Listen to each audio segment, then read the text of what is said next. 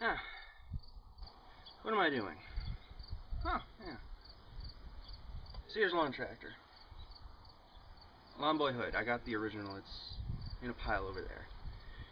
Well, my current project is to turn this thing into a 4x4.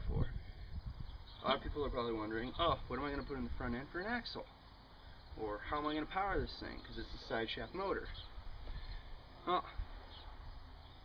I'm going to completely fabricate a front axle for this thing. I'm going to power it using the output for the brake. Anybody that's worked on a Sears Suburban or a Sears LT or ST or any of those models, it's got a side shaft motor. The brakes are on a separate output shaft on the left side of the transmission. Yeah, left side. And a little drum brake back there. I'm going to take that off.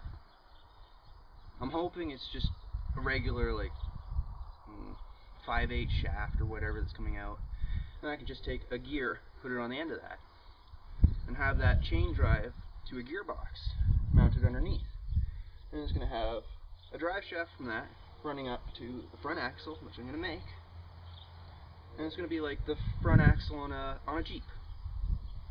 Yeah, you got your input shaft going to your differential, and it goes out to a pair of universal joints right on the pivot point, and then from there out to the wheels.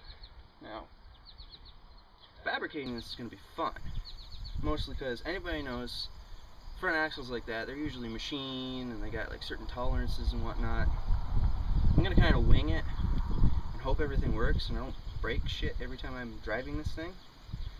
But yeah, this right now looks like a 2" by 1¼ piece of tube with the pivot points welded onto the end of it. Then you got your tie rods and all that. Well, I'm going to replace this with a 3" piece of square tubing, and the knuckles on the end are going to be mostly made out of 1x2 or something about on that size. Something strong, something I don't have to worry about breaking too easily. Most of the drive shafts on the inside are just going to be 3/4" shaft. Probably just reuse a whole bunch of transaxle parts, because I mean the main gearing I'm going to have inside here are just the spider gears out of a transaxle anyways. They're the smallest hardened steel gears I could find.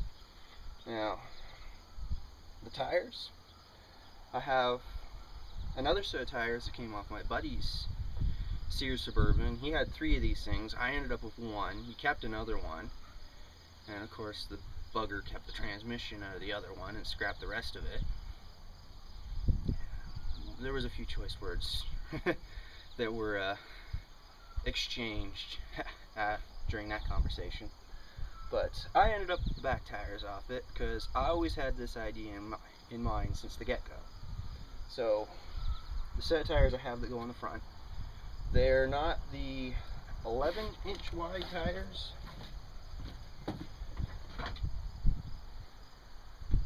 Okay, the back ones are 12" wide. The ones I am going to put on are 10" wide, and they're only about 1" shorter, so I'll just run the front tires with a couple extra PSI to compensate for that. It's going to spend most of its time in dirt and mud, so I don't really have to worry about too much stress on the drivetrain, because I really don't want to do the math to try and compensate for 1" in diameter difference. So I'll just run like lower PSI in the back, higher PSI in the front, just to compensate. Try and make it so it's about the same. So I guess after explaining everything and probably confusing a hell of a lot of people, it's time to yank this thing apart. Oh, and I'll be replacing the 5-horse Briggs & Stratton I have in this right now, which I have actually pulled 20-foot long logs at least 10 inches round at the one end with this thing out of the woods. No problem. I haven't locked up the rear end. I don't have weights on it. I don't have calcium in the rear tires. It's just my big ass sitting on the back end of this thing and a little 5-horse Briggs running it. And I'm actually surprised I've never taken this thing to a tractor pull. But we'll be replacing the motor with a 13 horse Power Fist, basically a Honda clone. Got electric start and all that jazz, and eventually we will be working on putting hydraulics in this thing, and a front end loader in that. But in the end, like I said, I got the original hood for this thing. I know I have the lower portion of the grill somewhere in the great pile of chaos known as my shop. Just had to find it. But paint scheme for this thing is going to be caterpillar yellow and black.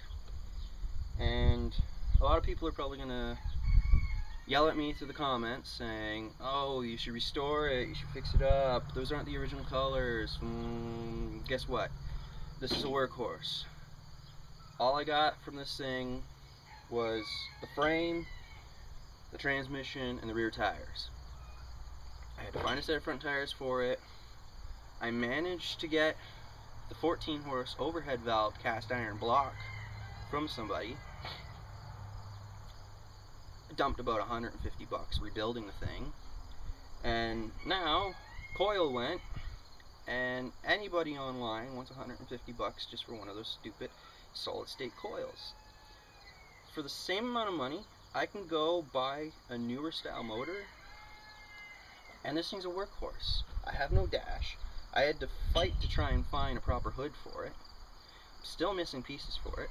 It's got that same crack in the bottom of the front rad, or front grill, like every other fiberglass hood for these things ended up with. So I gotta get that fixed too. So yeah, if you're gonna complain in the comments saying that I'm destroying it by fixing it up and building it the way I want it, well, you're watching the wrong channel.